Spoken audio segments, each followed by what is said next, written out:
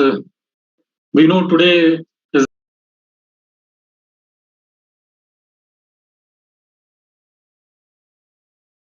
energy independence, the task which Chetan Singh Solanki has initiated and is going to live a life of what he speaks, not less than 10 years. We have Chetan Singh Solanki joining in a couple of minutes. He is a bit occupied. I think he will be joining by within 2 more minutes. So we will wait for him to join and then start upon the. In the meantime, I would like to once again repeat the notes. That is, please keep yourself mute, audio and video both. We saw in last 2 days unnecessary problems happening while the speaker is speaking. So it doesn't look good and it also distracts everybody. So kindly keep yourself on mute, audio and video both.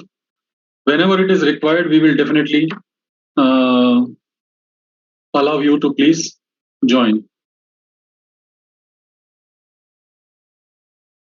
We have a dedicated question and answer. By this time, you will know the format of our talks. We have a dedicated question and answer session at the end.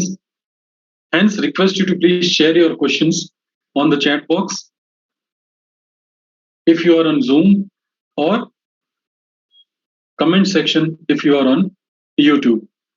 We will try to gather all the questions and get answered from Chetan sir. Nonetheless, if something is missing, please do drop in a mail to me. That is amitabh.b@bigtalks.co.in. I'll try to get you all the answers from Chetan sir.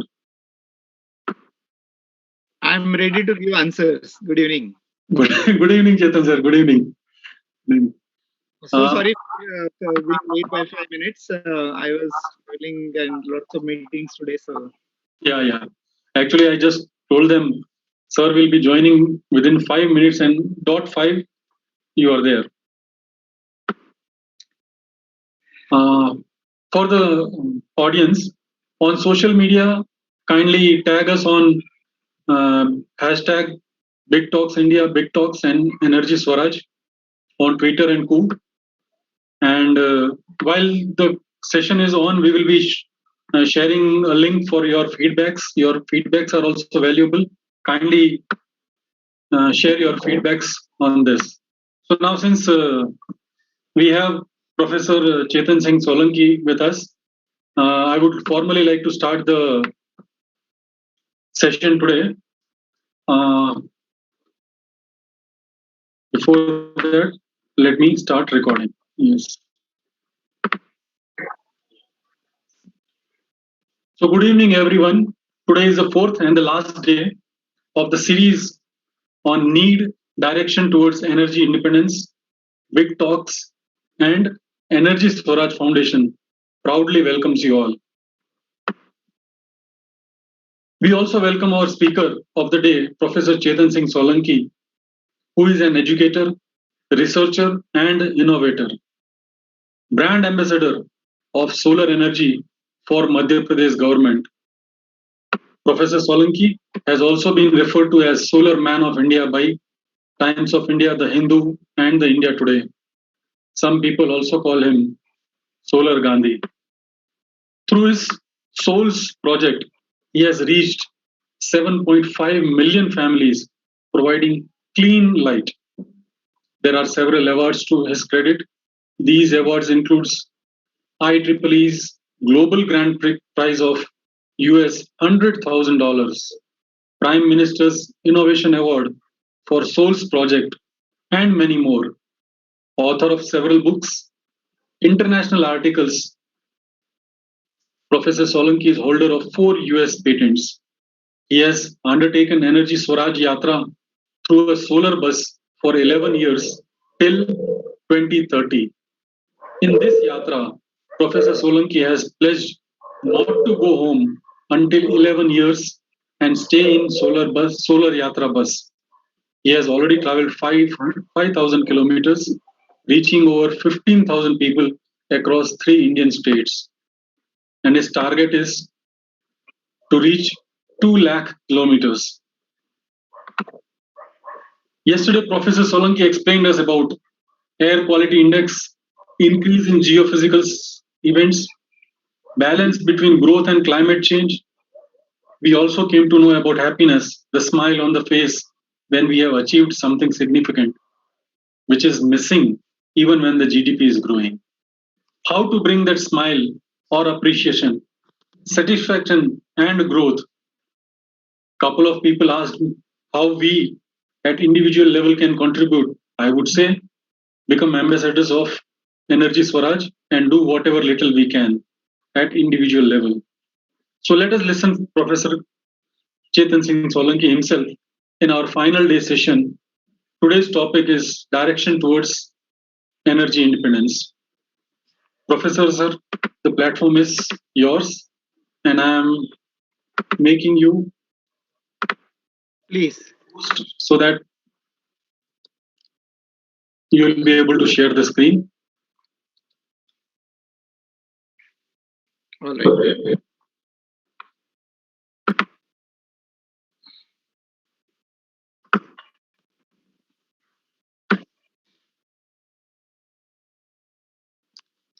Let me know if it is done.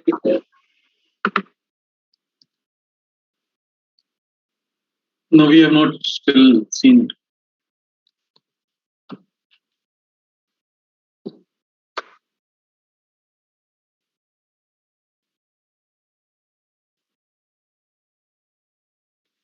All right. So thank you very much, everyone. Have a good evening, and we are going to start the last talk of the series. I hope you've been learning from the series so far. We are doing it as a need and direction towards energy independence and the celebration of 75th year Azadi Ka Amrit Mahotsav. There has been 3 talks earlier, as Bhatnagarji mentioned, and today I have combined the last 2 talks on need and direction towards energy independence. So whatever we have seen today, the first talk was about energy is everything and everything is energy. And I hope slowly the sense is getting in you that everything that we do around is actually energy. Then in the second talk, we have seen that the climate is not changing, but it has changed. It is already affecting our lives in a significant manner. And in the third, that this climate change is going to affect nations' development in a major way. It will disrupt the normal energy flow system, which is going to disrupt the water supply, food supply, and that water and food supply can create imbalance, even destabilizing some of the economies, some of the countries. So this could be the ultimate impact of climate change. And therefore, the nation's development, if you are going to focus only on GDP, at least now your parameter for the growth should be different, and it is not the GDP, but it should be the well-being of the humans, overall well-being, and including the social well-being, mental well-being, environmental well-being. Those all aspects have to be taken care. So far has been the story, and yesterday many people were asking, what should I do? What can be done? And I've combined the last 2 topics, and I hope to give the answer that you all have been looking for. So need and direction towards energy independence. We're going to discuss this. First of all, why do we need to move away from the fossil fuel is we need to understand, and that's what the energy independence we are looking for. We are looking for energy independence from the fossil fuels. So why do we need to move away from it? I think it has been clear so far, but again, I'm going to bring two more dimensions today why it is important. Number one, we are over dependence on the fossil fuels, and it is clear from this chart that these three gray pie that you can see: coal 27%, natural gas 24%, oil 33%. And if you put them together, it comes out to be about 85%. So about 85% of our energy requirements are being fulfilled by the fossil fuels, and fossil fuels are not infinite. It is not like sunlight that you can take as much as you want. There are finite reserves, and out of those finite reserves, everything cannot be taken out. So sooner or later, we are going to run out of these resources, and therefore, it does not make a very intelligent sense to depend our life so much on fossil fuels. So limited availability of fossil fuel, it should be one of the reason why should we want to move away from it. A second aspect why should we move away from it is the threat to the energy security of the country. About 150 160 countries depends on the energy import, and coal oil reserves are distributed unevenly. So whatever reserves are there across the world, they are not available uniformly everywhere. And what you can see, there are some spots where these are available. So you can see Russia, Australia, part of America, South Africa, some part of Europe. So this is where these resources are available, some part in China. But rest of the countries do not have these resources, and they have to depend on the import. And when you depend so much on the import that 80 to 85% of your energy requirements are being fulfilled on an average by fossil fuel, it can never be a good situation, particularly in the modern world where there are many reasons why the geopolitical activities can go out of the control, out of the sync. There can be natural disaster, there can be political disaster, there can be economic disaster. And therefore, each one of these can affect our lives, and it makes another sense to, for the sake of energy security of the country, we should move away from it. European Union, for example, is a case that in European countries, most of your energy requirement, 60.7% in 2019, was dependent on the import. 60.7%. That's a huge number for any country to be dependent on somebody else. What happens to the security of the energy supply? That, for example, there is an excessive dependence on Russia for the EU, and that results in the disruption sometime. If there are disruptions, supplies in the that could create a problem, and that has been observed. The concern about the energy security of supply from Russia were further heightened by the conflict in the Ukraine that was there. New measures for oil and gas markets were designed and to prevent and mitigate the consequences of potentials of disruption. So we can keep trying all these measures, but the fact of the matter is that it is always very fragile arrangement when you depend so much on some other country, as an individual, as a country also. So energy security is a problem. There have been what is called oil shocks, literally oil shocks. In fact, the first oil shock, when it took in 1973, suddenly the fuel prices increased by about 4 to 5 times than what it used to be there. And because the fuel prices increased, there were everything that got affected, and the whole world was really shocked that suddenly so much of fuel can price. By the way, before 1973, for 4, 5, 6 decades, it was almost a constant. Fuel price were remained constant for decades and decades. But suddenly, due to some activities, the world got a first oil shock. By the way, it is then the world has decided to spend so much time and efforts on renewable energy. Then there is a second oil shock and third oil shock, and you can see how fluid the situation can be. That's another reason the climate change, as we have been discussing, is the reason, very important reason why should we move away from the fossil fuel, because the carbon emission, whatever has been happening, is responsible for erratic weather pattern and the change in the climate itself, which slowly but surely is becoming the threat to the human existence itself. Forget about anything else. It is becoming a threat to the human existence. So therefore, because of all these three reasons, the national security, the dependence on the finite resources, the climate change, we should move away from the fossil fuel. So after this, I think nobody should have any doubt regarding transition. Now, the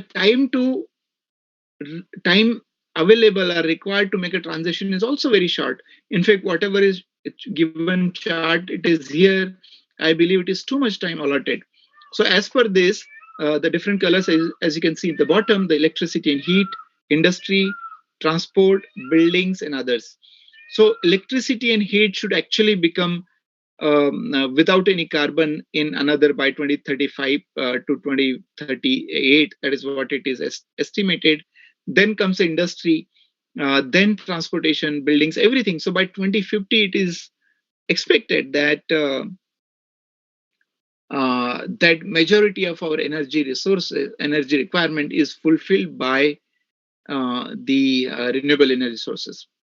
But I am not. Uh, uh, I'm not in favor of such estimations, because I believe that these are too slow a transition, and these are few years old data.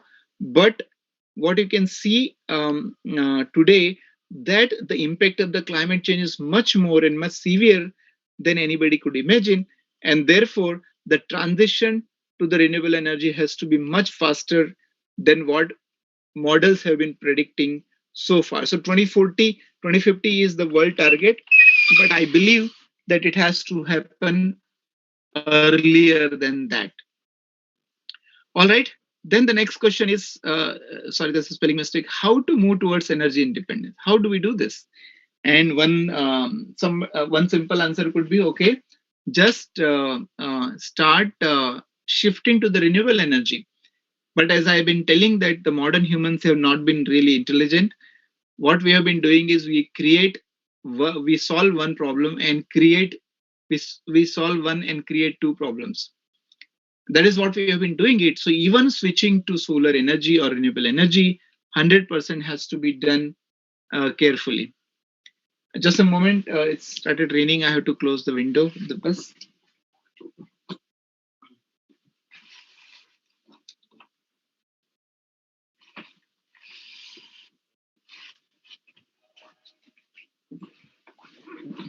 All right.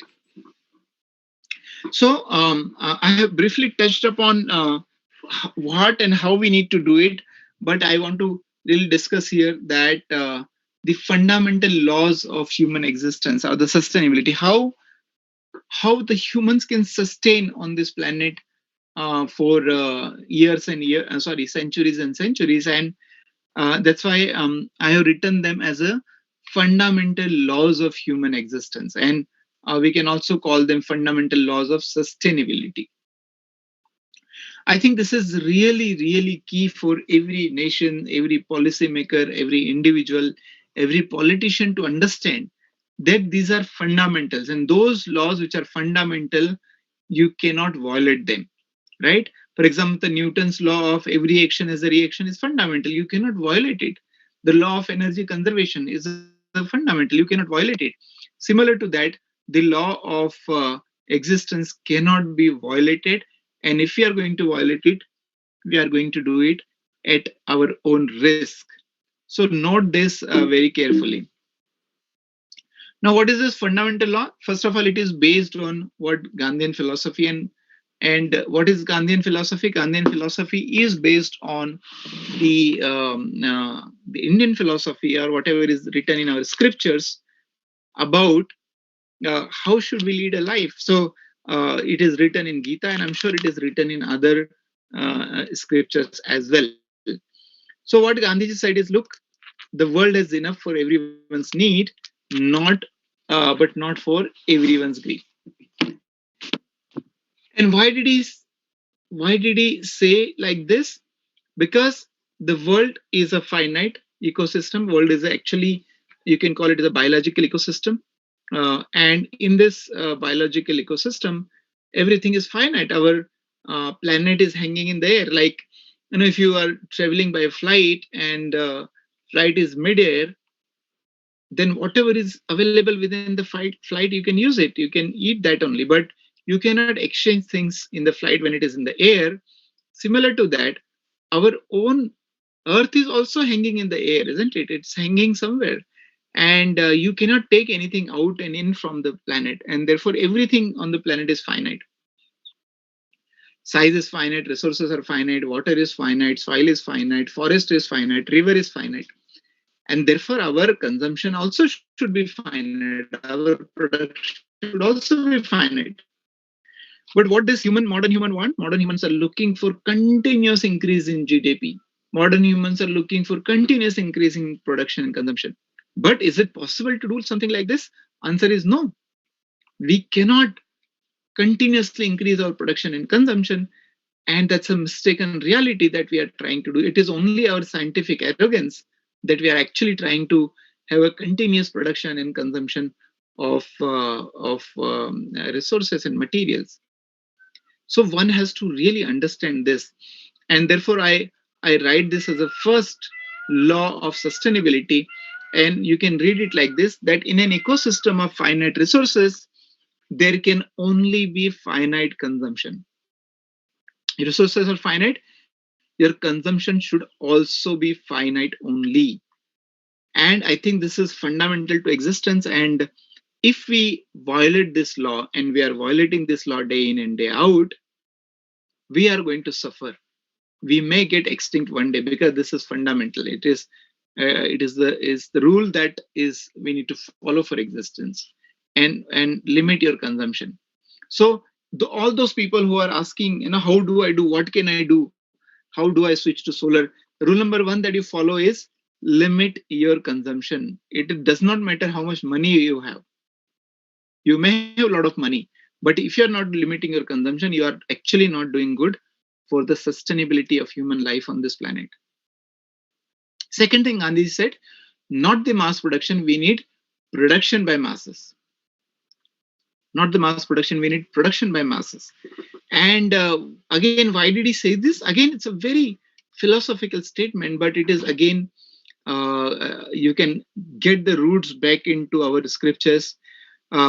He said this because for one simple reason, that whenever there is a mass production, it will always result in unequal distribution, right? So resources are constant, and if somebody is doing mass production, it is first of all, the distribution of the resource will be always unequal. For example, I always give this example कि एक मंदिर में पूजा हुई और उसका प्रसाद but रहा था, तो जो पुजारी के सबसे पास रहेगा उसको प्रसाद मिलने के चांस है, जो सबसे दूर रहेगा उसको प्रसाद नहीं मिलेगा. So distribution cannot be equal when you're doing mass production. And when the distribution is unequal, it will also result in the inequity in the world, right? The benefits will be unequally distributed, so there'll be inequity in the world. There will be a gap in the world, and if there is an inequity in the world, it will result in the lack of peace. It will result in the violence, and that is what is happening in the world. So mass production is responsible for the state of affairs that we have today. So what is required? Production by masses. And when we produce in the small units in the various parts and various sections, it will become more likely that the fruit of the wealth that is created is equally distributed, or more equally distributed, and therefore the production by masses is required.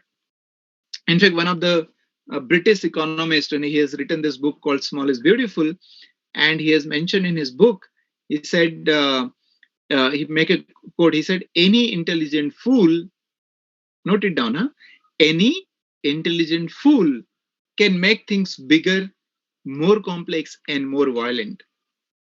Any intelligent fool can make things bigger, more complex, and more violent. And look at what we are doing, the modern humans. Are we making bigger roads? Yes. Are we making bigger cars? Yes. Are we making bigger houses, bigger buildings, bigger malls, bigger factories? Are we behaving like intelligent fools? Isn't it? It looks like, yes, we are behaving like intelligent fools. So he continued to say that any intelligent fool can make things bigger, more complex, and more violent. It takes touch of a genius to make things simpler and smaller. That is what we need to do it. We need to distribute the production. So therefore, the second law of existence of humans, I call it, in an ecosystem of finite resources, there has to be distributed production. The production has to be distributed. And that's a second fundamental law. So in summary, there are two laws that you need to follow. When you are going to switch to solar, you need to follow these two laws. First, limit your consumption. So limited consumption. Second, localize your production. So localize production. So limited consumption and localized production. When you follow this mantra, you become a part of Energy Swaraj. Then you adopt to Energy Swaraj. Then you become independent and you can generate and fulfill all your energy needs very easily without depending on the government, without requiring any subsidy. You can do it on your own. Follow this too. Limited consumption and localized production. And that's the whole idea of Energy Swaraj, the whole idea behind this concept of Energy Swaraj, which we mean energy by locals for locals. And Energy Swaraj Foundation that I have established from that $100,000 award money that I received is a not-for-profit organization to establish Energy Swaraj everywhere in the world. Well, so one more guide that I would like to give before for switching 100% to the solar energy solution and renewable energy is this three-step approach towards attaining Energy Swaraj. Step number one is avoid by 1/3. What does the rule say? Avoid the use of energy as much as possible, even if it is solar energy. Read it carefully. Avoid the use of energy as much as possible, even if it is solar energy. Avoid the use of solar energy also. And why do I say that? Because the use of solar energy, you're going to use solar panels. And what is solar panel? It is made out of silicon cells mostly. And you need to purify silicon, which is the melting point of silicon is 1480 degrees centigrade. And for purifying silicon, you have to go several rounds of melting and solidification gas phase, 3 rounds. Then you have to make, after purifying silicon, you have to make silicon wafer. Then from silicon wafer, you have to make solar cell. And from solar cell, you have to make module. For making module, you require glass, you require aluminum frame, you require wire, you require structure, you require electronics, everything. So all this will have its own carbon footprint. All this will have dent on the natural resources.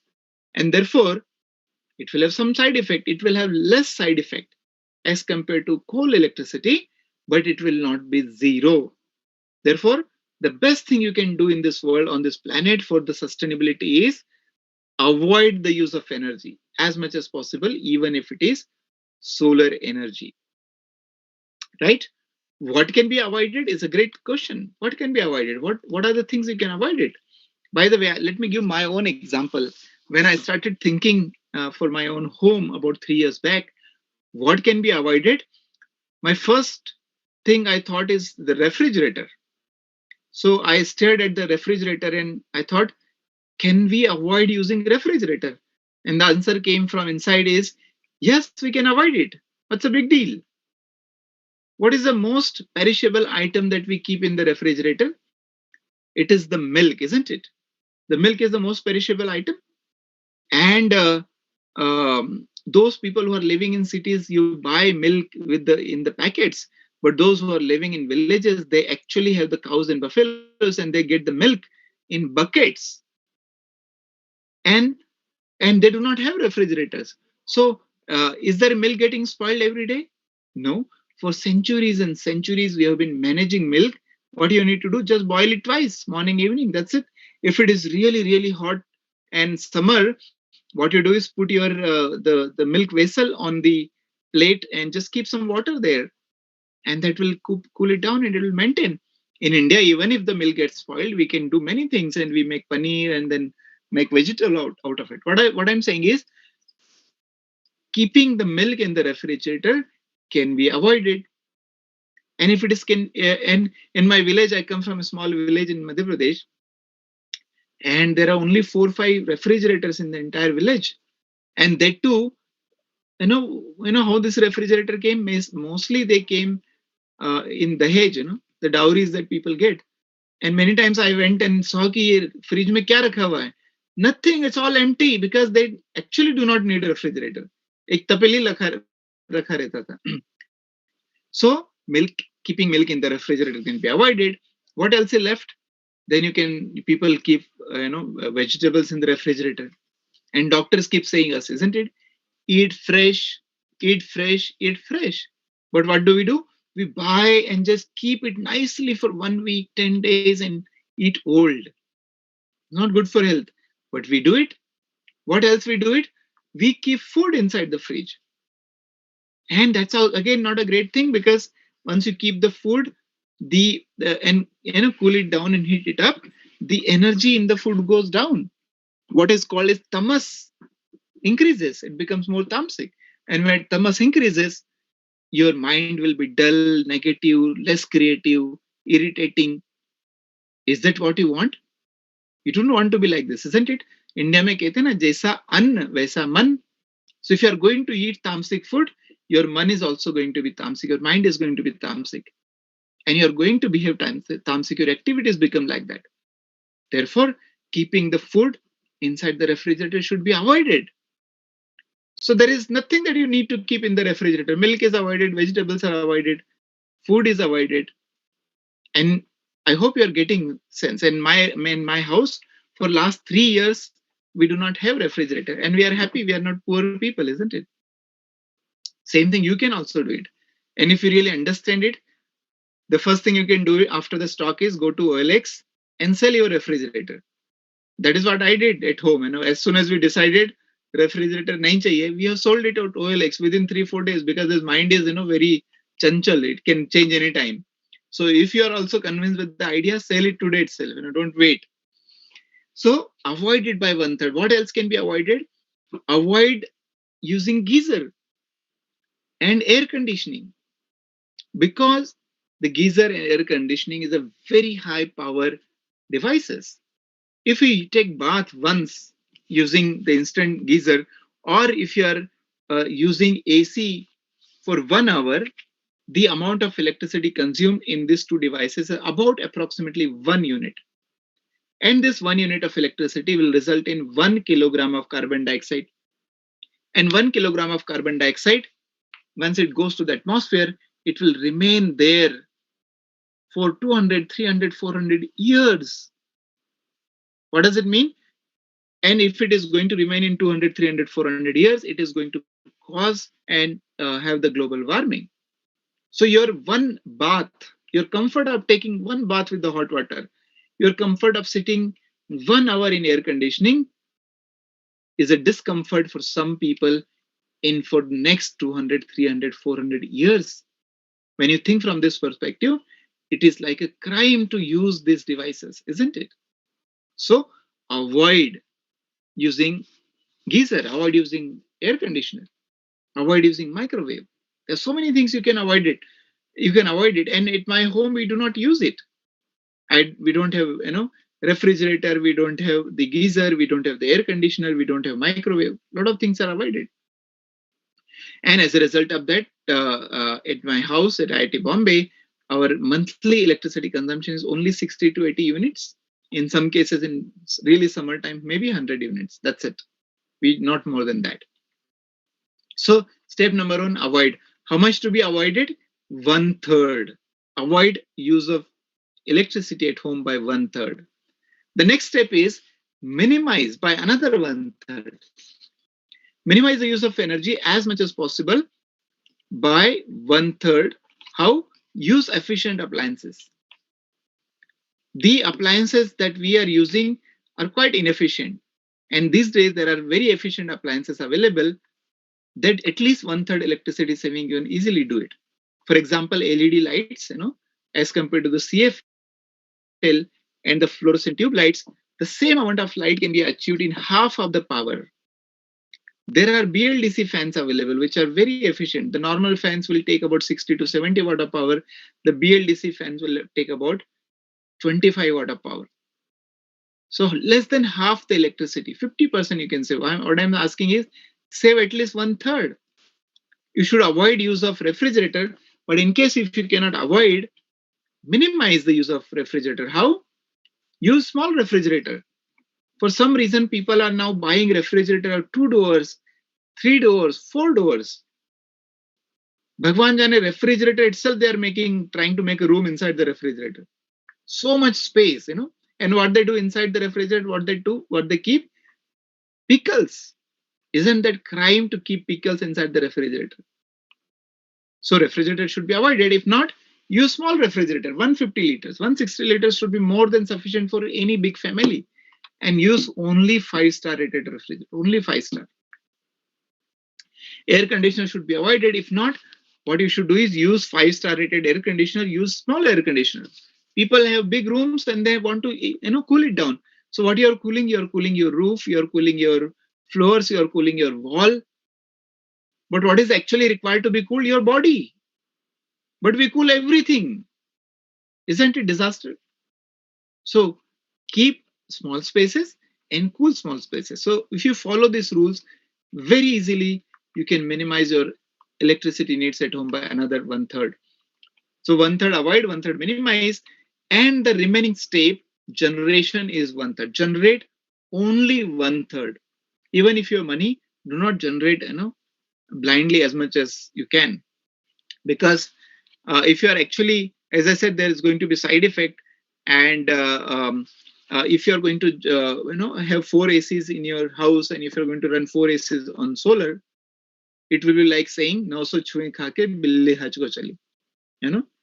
You damage already environment so much, and now you say that look, I'm running on solar. No, that's not a good idea. So follow this rule: avoid, minimize, generate. 1/3, 1/3, and 1/3. Very simple 3-step. Avoid, minimize, generate. And if you do not follow this approach, AMG, you have to say OMG. Oh my God, solar is expensive. Oh my God, rooftop space is not there. Oh my God, government policy is not there, and subsidy is not there, and money is not there. All kind of excuses are going to come if you're not going to follow. So follow AMG so that you don't have to say OMG. All right, so this is the step, 3-step that you are going to do it. Avoid, I told you what can be avoided. Daytime lights can be avoided, ACs can be avoided. Significant saving will happen.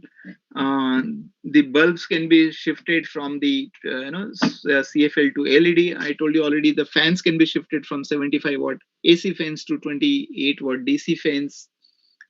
So everywhere there is opportunity to go to 5-star appliances, AC 5-star, fridge 5-star, and you can see that the savings can be of the percentage 50-60%, but definitely you can save at least 1/3. So when we are going to follow this kind of approach, I think it will make the whole thing very adaptable, very acceptable.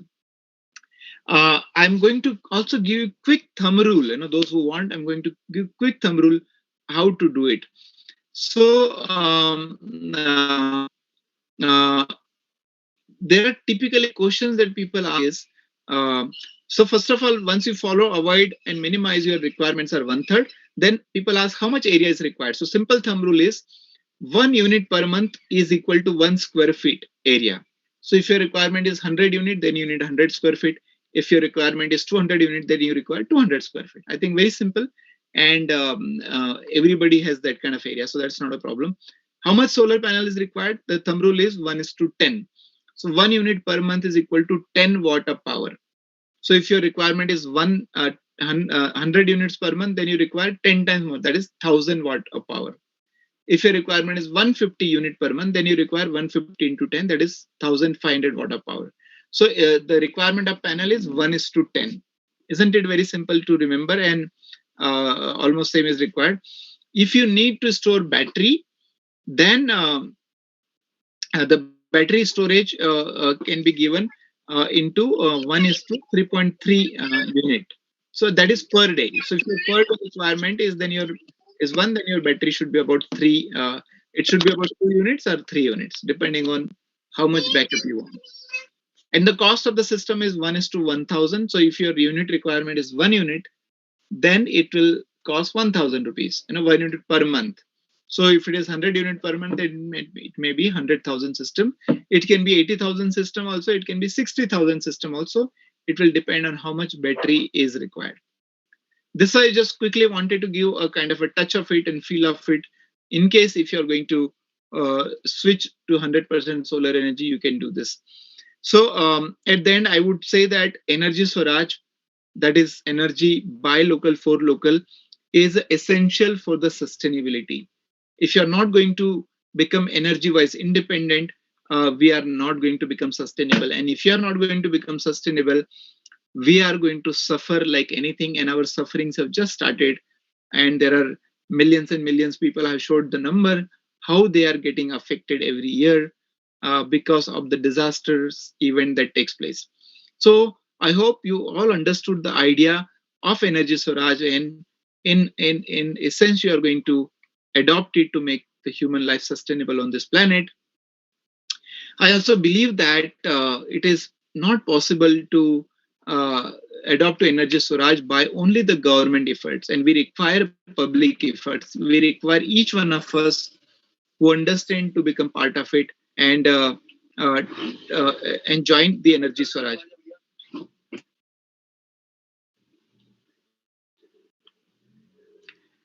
So we need to create a public movement, and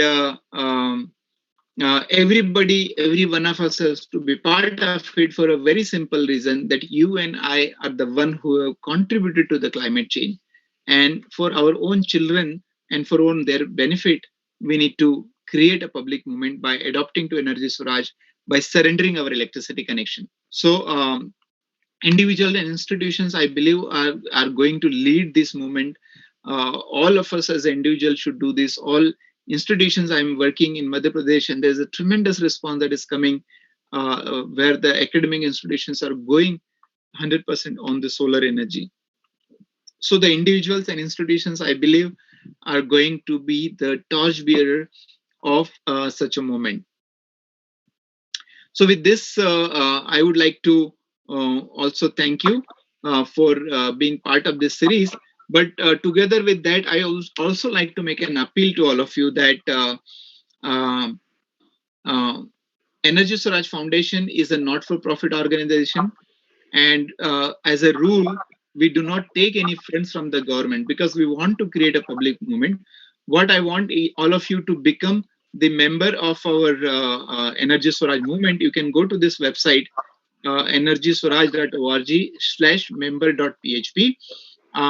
It's very simple for individual to become a member. We ask for 3,650 rupees per year, and we would like people to be associated with us till 2030, till we establish Energy Swaraj everywhere.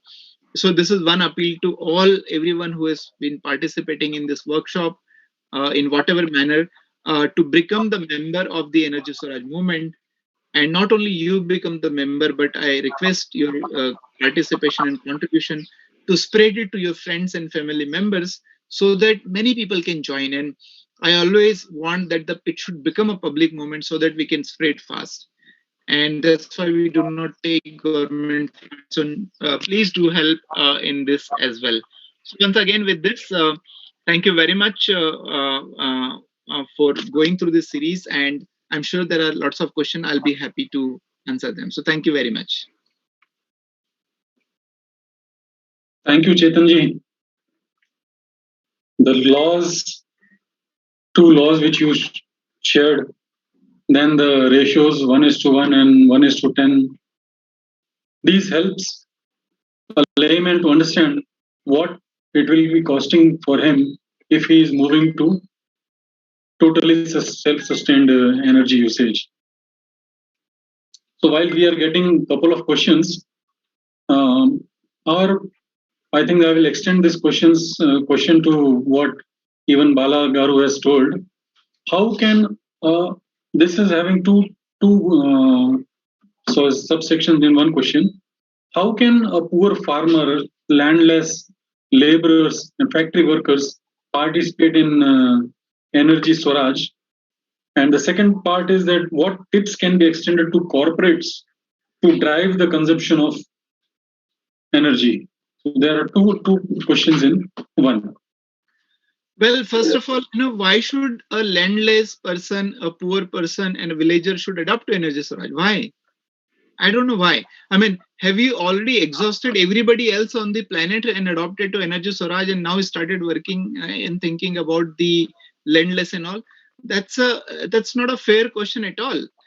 There is a 20, 30, 40, 50% population who can afford it. And let us do adopt and afford it. Why, how the landless person is able to afford a mobile phone? Because many people and everybody in the urban area have bought it. That is how it has become affordable and viable. It's unfortunate part in the world that every time when we think of adopting to solar energy, people always think of somebody in villages and landless and poor people. No, you adopt first. Who is contributed to the climate change? First of all, who is contributed to the climate change? All those who are rich, all those who are using energy, all those who are living in urban areas. So why don't the people in urban area adopt to Energy Swaraj? Why should the poor or rural child study in a solar lamp? Why shouldn't a rich urban child study in a solar lamp? So I think our thinking has been quite polluted as the pollution of the environment. We have to correct it. We have to really correct it. And this pollution of thinking has come from because our policies and the politicians have not been guiding us in the right manner. So forget about those who cannot afford it. Think about those who can afford it. And that's why I always believe that the change should start from individual. It should start from me. I should be able to afford it. I have done the pollution. I will going to correct it. When you do this, it is going to be the right path. Second thing you're saying about the corporate, who is corporate? I told in the first section, I am the corporate, isn't it? The Tata Motors exists because I buy motors. The Hero Honda exists because I buy vehicle, isn't it? The steel factory exists because I buy steel. So corporation and industries are nothing but it is we only, it is I only. So everything as far as the change is concerned, the problems are concerned, it is all started from me and I am the one who is culprit. I am the one who has created it. I am the one who should correct it. That has to be the approach. Then only you are able to solve the problem. Otherwise, he should do this, government should do this, industry should do this, poor should do this. No, forget it. What I am going to do this, focus on that. If at all you want to do something, focus on yourself, what you can do it. And if you can do this, then in real sense, the climate change mitigation will happen. If not, we are all going to suffer like anything. Agreed to your point. I think somewhere we need to understand that majority, as you said, majority problems and issues have been from urban areas. And first, we need to start as an individual, and then we can percolate on the other factors also. So, right, the next question which we have is from Nupur Sinha. As it is mentioned that public movement are required, how can we encourage among common people to minimize the energy? Many people said that they don't care about it. They are giving money, so they need service. Don't use your extra mind to teach us. How can we deal?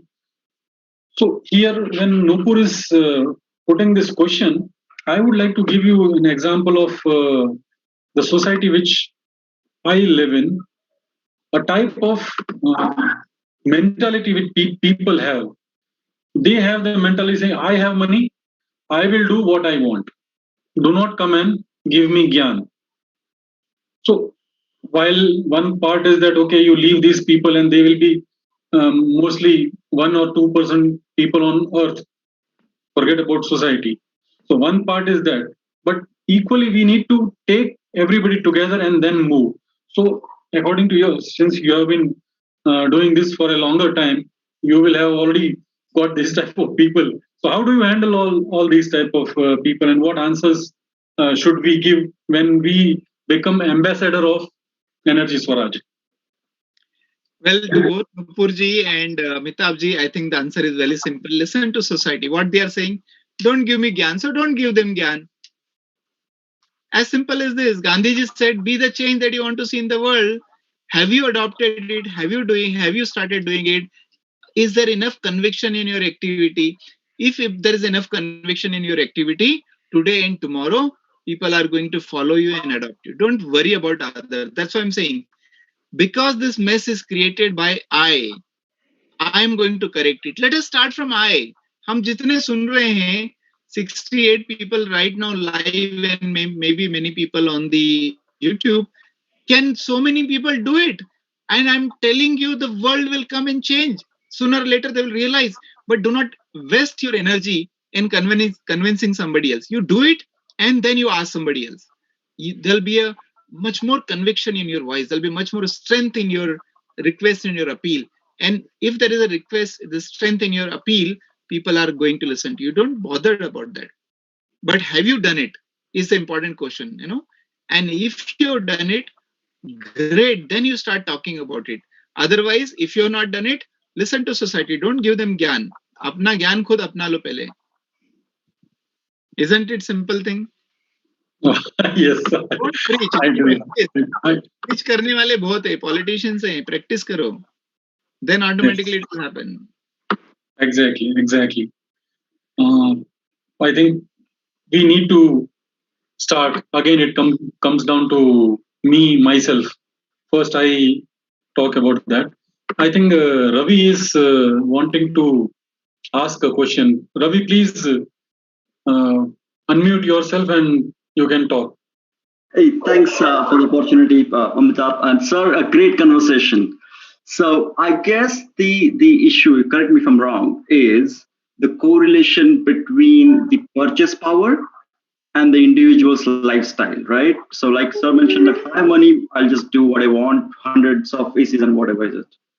So what spike or what just triggered in my mind is, when I go to a director's home, people who are super rich, right? I see what they eat. Normally, these people are very cautious about their diet, right? They will go for the veg food, they will go for a very detox, very normal diet, right? Any, I don't know, poorest person in India could afford that food. The reason behind that motive is that person's life itself, right? He's like, okay, I don't want to die. I have a lot of money. I don't want to get heart attack or cardiac arrest. Better I start eating green veggies and improve my lifestyle. I see some similarities of that problem to this, right? Because right now the floods are happening, the forests are burning. It's at the neighbor's house, right? So I guess we have discussed this thing, right? So I just want to use this opportunity to synergize what other people think. That how do we personalize this problem? I mean, yes, obviously there is a philosophic angle that we need to start, we need to be the change, but there is also a practical challenge, right? Because we are talking about scale of billions of people here. Well, I mean, once somebody, the two people went to Gautam Buddha, and they said, one person went to Gautam Buddha and he said, please accept me as your Shishya. Okay. Gautam Buddha said, well, yes, I can, but there's a condition in our ashram that you have to accept everyone. Then you can become my Shishya. And then this fellow thought and he said, yes, I almost can follow you, but there are two people I cannot accept. Then Gautam Buddha told him, he said, okay, fine, I will also make a change in the rule for you that forget about the whole world. You please accept those two people only. You're getting my point? So that is what it is required. Forget about XCV. You do it first and don't worry about the billions and billions of people. I'm telling you, it will change like this the moment we realize that it is the cord is hanging on my neck. We are going to change it.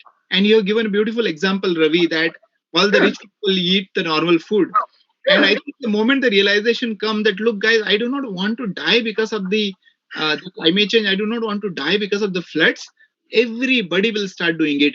But we need those torch bearer, Ravi. We need those initial people who are crazy enough to say, मेरे घर में बिजली connection नहीं है, मुझे नहीं चाहिए. And I'm proudly doing it. I'm not doing it because somebody has, bitten you and Professor Solanki has told you and just to please Professor Solanki or for some reason you're doing it. No, do it with the pride that, look, guys, I am the one in my society who does not have electricity connection. I proudly can say that I'm not responsible for carbon emission for electricity. Do with that. And the moment that pride starts coming, what will happen slowly in the society? And I can tell you, anybody who comes with the BMW, society will look him down. This is that stupid fellow who is more responsible for the carbon dioxide emission. So the change in the view will happen. Right now, the BMW fellow, everybody is going to worship him. But I think once people start getting pride in saying that, Baba, मैं gym जाता हूँ, मैं yoga करता हूँ, मैं solar energy का उपयोग करता हूँ, मैं सिंपल खाना खाता हूँ, मैं देर रात तक नहीं सोता, मैं रात में देर रात तक नहीं जगता हूँ. When that shift happens, the billions of people will follow. So I will not worry, Ravi, about as many people are worrying that, so many people, how the change will happen. Forget it. You start it, and I guarantee you that thousands and millions of people will follow. And it is unbelievable what I'm experiencing right now in Madhya Pradesh. I have given the training. They literally dying to surrender electricity connection, and they're just doing it. And that so much pride in switching off their lights and their competition. Sir, मैंने ज़्यादा light बंद किया, मैंने ज़्यादा बंद किया. Amazing. I'm so happy to see the transformation taking place right in front of my eyes. So I'm not worried about what will happen to billion people. Forget it. Those 60 people who are joining today, can you do this? Right. That's it. Can you do this? And I guarantee you that the change will happen, and it will happen much faster than you can imagine. Lovely. So I'm just a couple of inches away to convince my wife, but yeah, I am getting there. Yes, all the best. Thank you, sir. Best wishes from everybody, Ravi. Pradeep ji would like to, or rather, he is having a question. Pradeep ji, can you unmute yourself and ask the question, please? Yes, good evening, Chetan ji. Good evening. See, in this context, I had asked my question first itself, which was concerned with this topic only, but I couldn't get much time to get chance to ask my question. But now, thing is that in those 3 days, I have got the answer of my question. My question was that need is the mother of invention, and walking on this path will require enforcing a self-discipline, self-restrictions, and self-control. And my question was, how can we create this culture in today's goody-goody lifestyle? So I think these 2 days we have simplified my answer to the question, and the answer lies in self-control and self-discipline and self-restrictions and self-control, and we have to adapt it ourselves. Then only things can go right. So thanks a lot. Thank you very much. Wonderful, wonderful. Let's start from our side. Yeah. So now coming back to, I think, the last question of the session, because there are a couple of requests. As yesterday, I also requested yesterday. Can we see the bus? If a video is already there, maybe you can play that video, or any other way which the audience can. No, I would show the live, right? I'm sitting in the bus. Please, show you live. That would be best. Yeah, that would be best.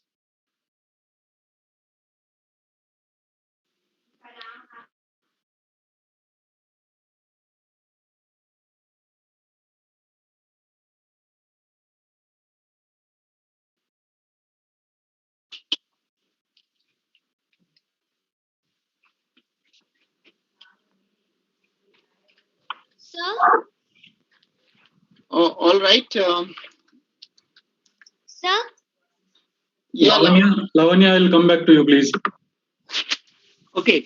So this is my bus. What you see in front right there is my bed where I sleep. And there's a library also, you can see. There's a small library. So the books that I would love to read are all here. And the other side, this side is the bed for the guest, so I invite special guests to spend a night with me, and where we can have the discussion. There are two berths, by the way. There is a like a railway arrangement, so there is a berth that will come up, and basically three people can sleep in this small area. Well, this is the chair I have been sitting and talking to you, and there is a table here. This table is foldable. We can actually fold it up so that more space is created for my pranayam and yoga. And this space is a multiple space. I work here, I do the meetings here, I sleep here, and I do the pranayam and yoga here. So this is the multiple space that we use. There is a screen which is a CCTV camera basically outside the bus, just for the safety purpose, so that in case if there are people moving out in the night, and just for that purpose. This is the entry, the door from where you enter. There is as you can see, a board which summarizes the yatra. And since the yatra is not moving, the numbers are not filled. That actually tells us how many days are left, how many days are traveled, whom I have met. In the bus, there is also this chart which shows where I have traveled. The yatra has gone. You can see the black mark. So there is quite some part of India where I have not traveled, and now the COVID situations are a bit normal, and we soon planning to move from here. Then there is another library that I have here. As you can see, some books, and there is a small temple below. There is a cooler here, and this is my kitchen. You can see here there is a exhaust fan. So when we are doing cooking, we open this also, and this exhaust fan also runs here. There is a water supply from the base. So water comes from the base tank, and my grahasti is here. Can you see? So all my utensils, kitchen utensils are here. The ration pani in the dal, etc., is here below in this cupboard. And opposite of this is this door is a bathroom. I'll demonstrate you the bathroom now. This is how it looks like. There is a shower at the top. There is a small wash basin. There's a commode here, and bucket. So basically, small, but it's good enough for me to take bath. Every time I do not take bath in the bathroom, but there are rooms. So now I'm entering into other room. Okay, this is the other room. I'm going to switch on the lights. Okay, so there is another room. So from this room, you can see my front room here. This is the room where my other co-yatris, they live here. There is another bed here. This bed can open in the night time. This is a platform which we use for training purpose. There is another platform in this side for the training purpose. There is a TV here for the making presentations to the people. This is also our dining room. So when we are eating together, this room become our dining room. So 4 or 5 people can actually eat here. We can sleep here. 3 or 4 people can sleep here. There is one TV which is TV for outside. So it opens outside. So when we want to demonstrate it to public, there's also AC here in this room, which is kept just for the demonstration purpose, so that people can feel and believe that even this device can run. And this door is actually the exit door. We can also exit from outside. So when many people visit my bus, they enter from the front door and they exit from the back door. So this is how my bus looks like. Let me switch off the light first. Minimize and avoid. So I hope, but Amitabh ji, you could see this. Oh yes, thank you so much. And the solar panels are on the top. The solar panels on the top. The inverter is in the front part of the bus. Yeah. Okay, so we'll Raise hand, Sam, quickly if you have anything to add. sorry.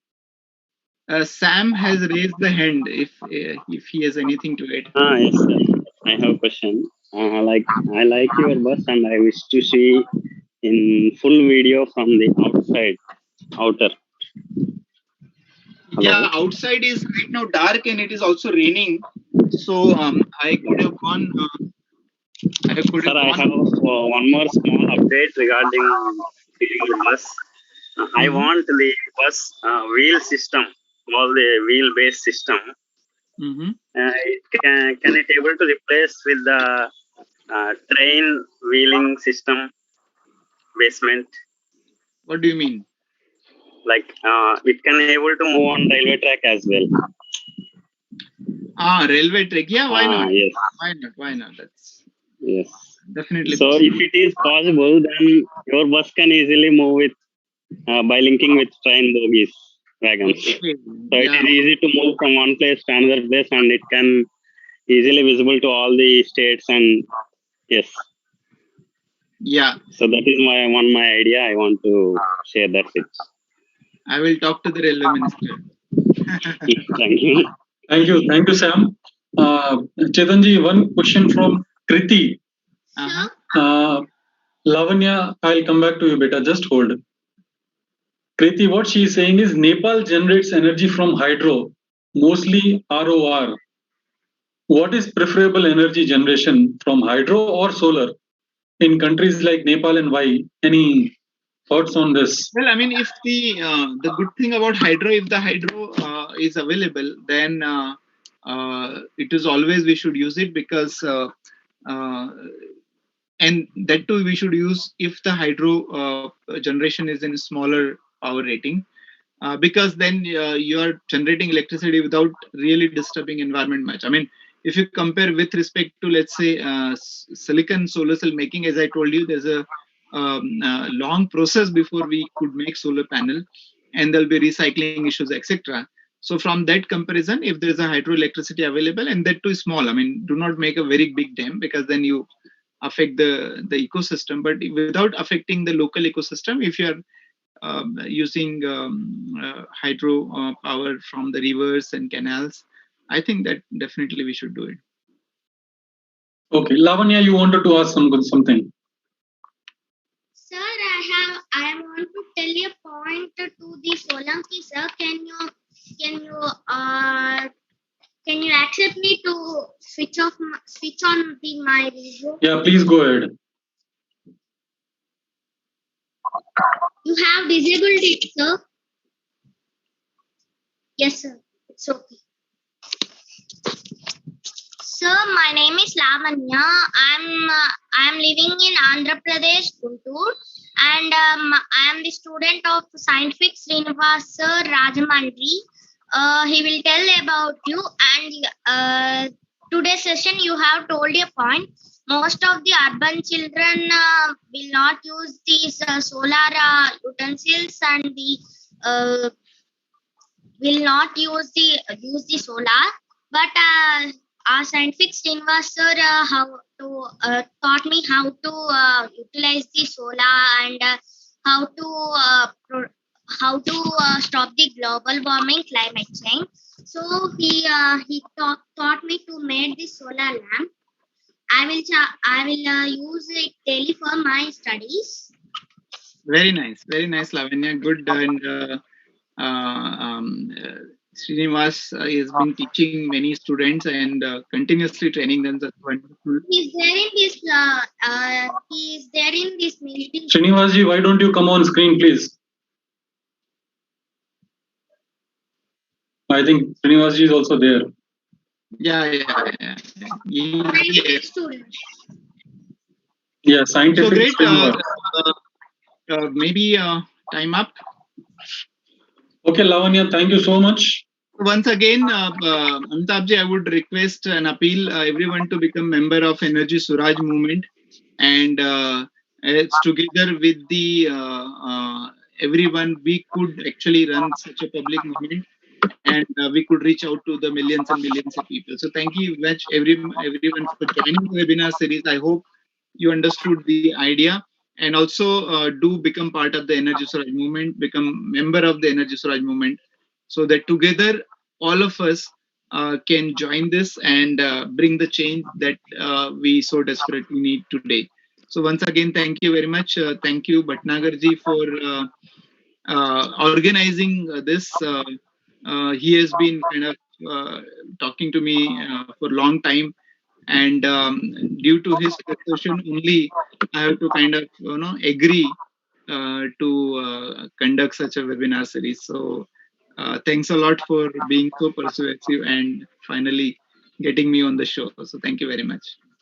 Thank you. Srinivas sir, thank you so much. Yeah, sir, 1 second. Give me 1 minute. In fact, I was well inspired by our professor or Guruji or my Solar Gandhi of India. So, though since last couple of years I'm following him, and in fact, I was well inspired by his dedication and the commitment for the nation. So immediately, I just wanted to support Energy Swaraj Foundation whatever best way I can. So, in fact, through the Energy Literacy Drive program, when I became partner to Energy Swaraj Foundation, and then I motivated near about 50,000 children of Andhra Pradesh, and then 5,000 children have submitted their, and they watched all the SARS 15 videos. And then near about 550 students got certified from Energy Swaraj Foundation. That's an excellent work Sir has done. And again, in the Keep Up program also, Sir has done wonderful work during this this particular pandemic times also.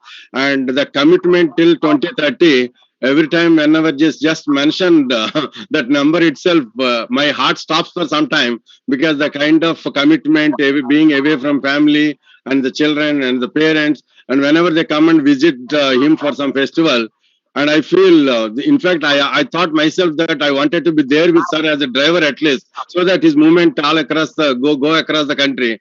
But being with one mother held up, and I'm waiting for Sir to come south, and I wish that all the 78 states I will drive myself every single corner of the schools and the colleges, and it is my commitment. I'm literally waiting for that day and time. But at this point of time, because of Sir's guidance and the kind of books what I refer from Sir's written books and all, and the kind of content I go through the Energy Swaraj Foundation, and the kind of work he did all this last 2 decades, and the kind of commitment, and as a person, I should not say that there must be no one else, but I haven't seen myself that a kind of person, the way he is really looking for the global warming and the climate change. But according to me, I can definitely say Corona pandemic, this COVID-19 virus thing is a small thing, because that only knows handling the people. But however, this climate change cannot leave any living being. Forget about the people or the plants or the animals. That's where we need to protect. As Sir always says, we have no planet B and plan B. So we have to survive and make sure that it is under control. That's where I personally felt, working with school children and preparing them to understand all about, so they will take more responsible, and then they will train their parents and then relations and whatnot. So definitely it is, we all have to be strong supporters of Energy Swaraj Foundation, and we have to make sure, because I haven't come across any person like Chetan Singh Solanki sir. Once again, Guruji, my heartfelt pranam and my pada namaskara to you. Thank you. Thank you, Srinivasji. Thank you so much. Let me conclude by saying, Aesop, the famous Greek fabulist and storyteller, had said, "Good things come in small packages." I, along with all listeners, will agree to this when we heard you, Dr. Solanki, over the past few days. While some of the information nuggets we received were really scary, and I admit, gave me butterflies in stomach, the advisory and the path to rewind to a sustainable lifestyle was equally rewarding for mind, body, and soul for all of us. The name of the game is scale. and how we as Indian lead the world in this journey to a decarbonized, healthy lifestyle is to be seen. And I'm sure with your leadership, Dr. Professor Solanki, we will achieve this very soon. On behalf of all the associate institutes, IEEE, MVSR, IET, BES, and CSI, I take this privilege of thanking you for your time and efforts. I also take this honor of inviting you to the beautiful city of Hyderabad to spread this message and add benefits to meeting you in person. Very soon, I hope to see you in person. This meeting cannot be over without thanking couple of people. That is Bala Pedigari, Namah Shivaya Garu, Venkat Subaya Garu, Ajit Mishra ji, and Krishna Prasad ji. I thank each and every person who took time all 4 days and listened patiently to Dr. Solanki. Dr. Solanki, we had planned something different as a gift for you. I know that gift has already reached to you, but yes, we are not able to do that perfect planning. But I hope sincerely that you might have liked that. And whenever you get time, please read it and let me know how your feelings and your guidance upon that. Thank you, everyone. Thank you. I think we have taken a long time today. Thank you so much, everybody, for joining.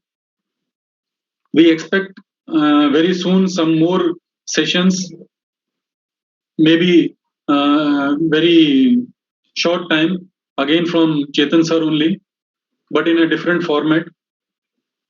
Once again, thank you and good evening, good night. Namaskar. Thank you all.